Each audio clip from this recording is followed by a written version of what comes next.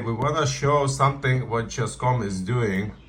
If you don't have Diamond membership, they didn't do that before, but now they're forcing you to buy Diamond membership by putting ad on entire game. They interrupting the game and they putting ad on the entire game. You will see now.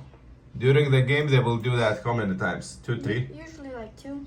2, 3 times, just to bother you, not allowing to pay to play a high quality game. They will put ads, so you will be forced to buy the membership. Wow, this is chess.com, so I guess nothing new. Okay, they put ad like this during the game. Now you need to close and continue the game. Wow, this is racketeers. This is mafia. That's why they're being called mafia.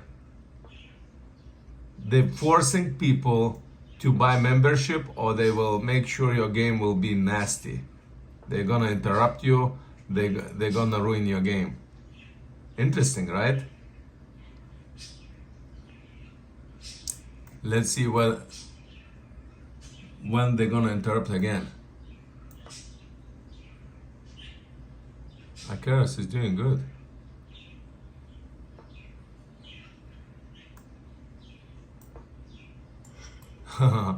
Smart player. 26 rated player. 2600 rated player.